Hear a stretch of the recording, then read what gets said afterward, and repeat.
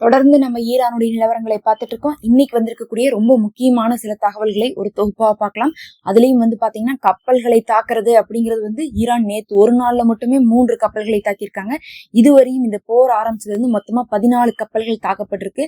இந்த 14 கப்பல்கள்ல பாத்தீங்கன்னா போர்க்கப்பலும் 2 உள்ளடங்கும்.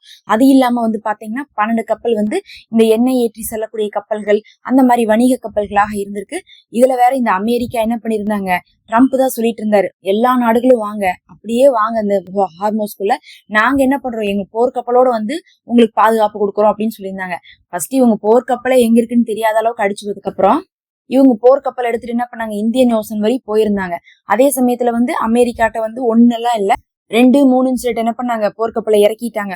முதல்ல ஆப்ரஹாம் லிங்கன் கப்பல் எடுத்துனாங்க. அதுக்கப்புறம் பாத்தீங்கன்னா ஜெரால்டு இறக்குனாங்க. அதுக்கப்புறம் ஜார்ஜ் புஷை இறக்கியிருக்காங்க. இதெல்லாம் இல்லாம இந்த பிரான்ஸ் என்ன பண்ணாங்க, 8 போர்க்கப்பலை இப்ப இறக்கியிருக்காங்க. பிரான்ஸுடைய வேலை வருங்க, ஆரம்பத்துல நாங்க கொடுக்க மாட்டோம், ஈரான் விஷயத்துல நாங்க தலையிட மாட்டோம்னாங்க. அதுக்கப்புறம் என்ன சொன்னாங்கன்னா, நாங்க கொடுக்க மாட்டோம், அதாவது நாங்க நேரடியா தலையிட மாட்டோம், எங்களுடைய போர்க்கப்பல் மட்டும் வரும், நீங்க பாத்துக்கோங்க அப்படின்னாங்க. அதுக்கப்புறம் இப்ப என்ன சொல்லிட்டு இருக்காங்கன்னா, நாங்க வரோம், ஆனா என்ன பண்ணுவோம்னா நாங்க தாக்கறக்கு வரல, தடுக்கறக்கு வரோம், ஈரான் அடிச்சா அதை தடுப்போம், ஏன்னா ஈரான் அடிக்கிறது அப்படிங்கிறது உலக நாடுகளுக்கே பிரச்சனையா இருக்கு, அதனால நாங்க தடுக்க மட்டும் வரோம்னு சொல்லிட்டு வராங்க. அதுக்கப்புறம் என்ன பண்ணுவாங்கன்னு உங்களுக்கே தெரியும், எங்களையவே நோக்கி ஈரான் அடிச்சிட்டாங்க, தற்காப்புக்காக நாங்க தாக்குறோம்னு சொல்லுவாங்க. அதே கூடிய சீக்கிரத்துல சொல்லதான் போறாங்க பிரான்ஸ். அதுக்காக தான் அமெரிக்கா என்ன பண்றாங்க, எல்லா நாட்டுடைய போர்க்கப்பலோட வாங்கன்னு சொல்லிட்டு கூப்பிட்டு இருக்காங்க. இதுல வேற பாத்தீங்கன்னா இன்சூரன்ஸ் கம்பெனிகள் கூட சொல்லிட்டாங்க, நாங்களாம் இன்சூரன்ஸ் கொடுக்க மாட்டோம், ஈரான் அந்த வழியில வரக்கூடிய கப்பலுக்கு எல்லாமே அடிப்போம்னு சொல்லியிருக்கறதுனால இந்த போர் நிக்கிற வரை இன்சூரன்ஸும் இல்லைன்னு சொல்லிட்டு ஆரம்பத்திலே கட் பண்ணிட்டாங்க. முதல்ல அந்த ஏமனுடைய ஹவுதிகளுடைய அந்த செங்கடல் முற்றுகையை அந்த சமயத்துல பாத்தீங்கன்னா 1 மாசம் 2 மாசம் கழிச்சுதான் இன்சூரன்ஸ் கட் பண்ணாங்க. ஆனா இப்ப பாத்தீங்கன்னா ஆரம்பிச்ச உடனே என்ன பண்ணிட்டாங்க, இன்சூரன்ஸ் எல்லாம் கட் பண்ணி விட்டுருக்காங்க. இதுல வேற ட்ரம்ப் இன்சூரன்ஸ் எல்லாம் கட் பண்ணாதீங்க, நாங்க இருக்கிறோம், நாங்க பாதுகாப்பு கொடுக்குறோம்னு சொன்னாங்க. நேத்து யார் நம்பி ஏமாந்தாங்கன்னு தெரியல, 3 நாடுகள் பார்க்கும்போது என்ன இருக்காங்கன்னா 3 கப்பல்களை இழந்திருக்காங்க. மத்திய கிழக்குல இருந்து அந்த கப்பல்கள் வெளியே போக இருந்திருக்குது. ஹார்மோஸ் கிட்ட வரும்போது தாக்குதலுக்குள்ளாயிருக்கு. இதுல என்ன ஒரு விஷயம்னு பாத்தீங்கன்னா, அவங்களே சம்பந்தப்பட்ட கப்பலே என்ன சொல்றாங்கன்னா, ஒருத்தவங்க எங்கிருந்தோ படகுல வந்தாங்க, படைகள் எங்களை தாக்குனாங்க, அதுக்கப்புறம் எங்க போனாங்கன்னு எங்களுக்கு தெரியல அப்படிங்கிற ஒரு விஷயத்த சொல்லியிருக்காங்க. அப்படின்னா பாத்தீங்கன்னா கப்பற்படையே இல்ல, எல்லாத்தையுமே அழிச்சிட்டோம்னு சொல்லிட்டு அமெரிக்கா ஒரு வாரமா சொல்லிட்டு இருக்காங்க. 60 கப்பல் அழிச்சிட்டோம், 70 கப்பல் அழிச்சிட்டோம்னு சொன்னாங்க. இவங்க பாட்டு ஒரு சின்ன போட்ல என்ன பண்ணிட்டு இருக்காங்க, அவ்வளவு பெரிய வணிக கப்பலையே தாக்கிட்டு போயிருக்காங்க. அதுல பாத்தீங்கன்னா ஒரு கப்பல் ரொம்ப தாக்குதலுக்குள்ளாங்கனால இப்ப மூழ்கிட்டு இருக்குது, பாதி உள்ள மூழ்கிடுச்சு, இன்னும் மீதமும் இன்னைக்கு இரவுக்குள்ள பாத்தீங்கன்னா மூழ்கிரும் சொல்றாங்க. அந்த அளவுக்கு பாத்தீங்கன்னா தாக்குதல் நடந்திருக்கு. இந்த வணிக கப்பல்ல எல்லாம் தாக்குதல் நடந்தா மூழ்கிச்சுன்னா என்ன ஆகும்னா, அதுல இருக்கிற பொருட்களும் சேர்ந்துதான் போயிடும்.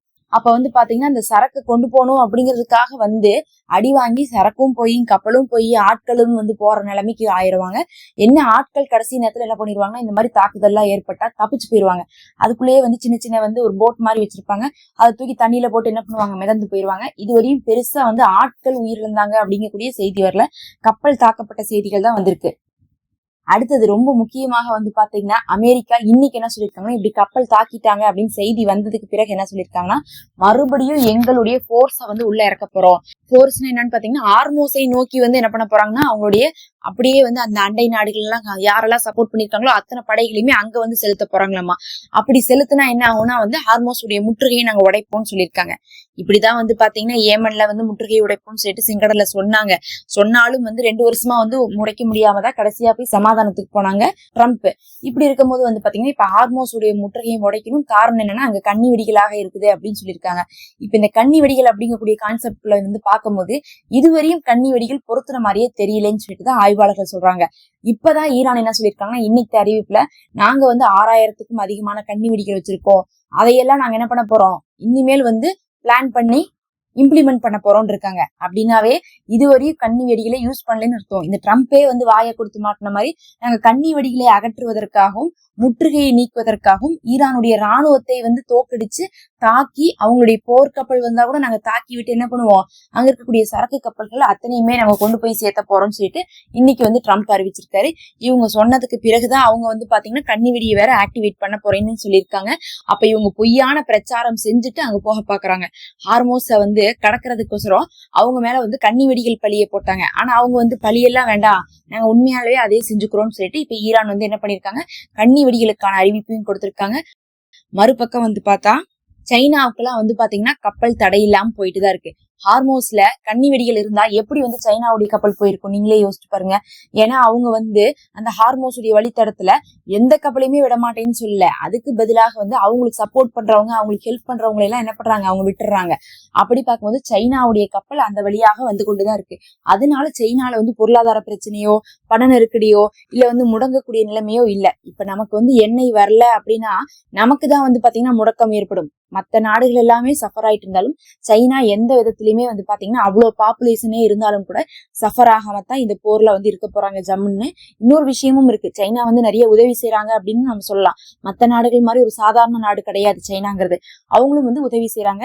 இதேதான் வந்து ஹவுதீஸும் பண்ணாங்க. என்ன பண்ணாங்கன்னு பாத்தீங்கன்னா சவுத் ஆப்பிரிக்காவுக்குலாம் என்ன பண்ணாங்கன்னா செங்கடலை வந்து திறந்துதான் விட்டுருந்தாங்க. ஒரு குறிப்பிட்ட நாடுகளுக்கு எல்லாம் வந்து அவங்க பர்மிஷன் கொடுத்திருந்தாங்க. அந்த வழியா வந்து ஈரானுக்கு சம்பந்தமான கப்பல் இந்த மாதிரி குறிப்பிட்ட இதை வந்து என்ன பண்ணுவாங்க, விட்டுருவாங்க. அப்படி விட மாதிரி இருந்தா அந்த இடத்துல கன்னி வெடிகளை வந்து பொறுத்தவே முடியாது. ஆனா வந்து ட்ரம்ப் வந்து இப்பவே கன்னி வெடிகள் இருக்கிறதாகவும் அங்க வெடிச்சுக்கிட்டே இருக்கிறதாகவும் அதனாலதான் வந்து அங்க போக முடியலைங்கிறனாலையும் அதை அகற்றதுக்காகத்தான் பிரான்ஸுடைய போர்க்கப்பல் வருது, இன்னும் நாங்களும் வந்து போர்க்கப்பலோட போறோம், ஹார்மோஸை வந்து முறியடிக்க போறோம்லாம் வந்து சொல்லிட்டு இருக்காங்க. இவர்களுக்கு தான் அங்க பிரச்சனை காத்திருக்கு. இதுல வேற வந்து அமெரிக்கா நேத்து ஒரு அறிவிப்பு கொடுத்தாங்க மதியான நேரத்துல. என்ன சொன்னாங்கன்னா அவங்களுடைய போர்க்கப்பலுடைய உதவியோடு ஒரு கப்பலை நாங்க என்ன பண்ணிட்டோம், கொண்டு வந்துட்டோம் அப்படின்ட்டாங்க. அப்படின்னு என்ன அர்த்தம்னா மத்திய கிழக்கு அந்த வந்து ஹார்மோஸை தாண்ட வேண்டிய ஒரு சரக்கு கப்பலை என்ன பண்ணிருக்காங்க, ஈரானுடைய தாக்குதல் இல்லாம கொண்டு வந்திருக்கேன்னு சொல்றாங்க. அதை ஈரான் மறுத்தாங்க. மறுத்தாலும் வந்து இன்னொரு விஷயமும் இருக்கு.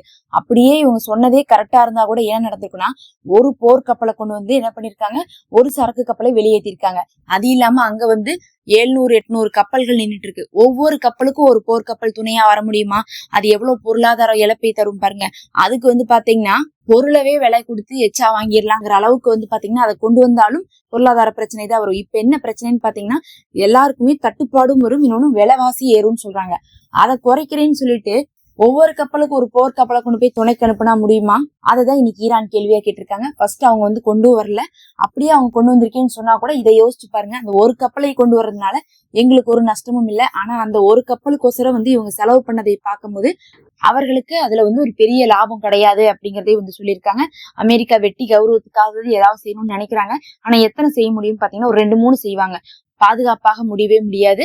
பத்தாவதுக்கு அந்த சரக்கு கப்பல்களை எல்லாம் நாங்க கடக்க வச்சிருவோம்னு சொல்றதெல்லாம் கனவுல கூட நடக்காது. ஈரான் திறக்காம அந்த இடத்துல இருந்து வந்து பாத்தீங்கன்னா சேஃப்டியா யாரும் நகர முடியாது.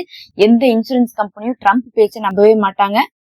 பத்தாவதுக்கு இந்த பாதுகாப்பு மினிஸ்டர் கேட்டிருக்காரு இன்னைக்கு ஒரு கேள்வி. யாருடைய பாதுகாப்பு மினிஸ்டர்? அமெரிக்காவுடைய பாதுகாப்பு மினிஸ்டர் கேட்டிருக்காரு, இதுதான் எங்களுக்கு வேலையா?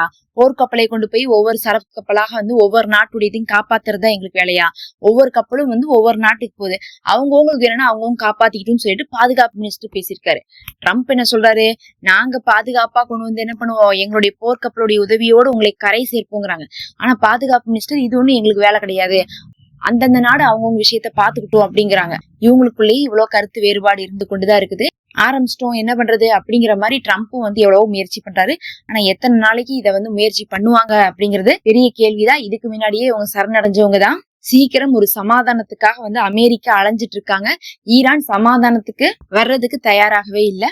பொறுத்திருந்து பார்க்கலாம். இதெல்லாம் தான் இப்ப வந்து முக்கியமான தகவல். அடுத்த ஒரு காணொலியில சந்திப்போம். மறக்காம சப்ஸ்கிரைப் பண்ணி நம்ம சேனல்ல மெம்பர்ஷிப் இருக்கு, ஒரு ஹதியாவா ஜாயின் பண்ணிக்கோங்க.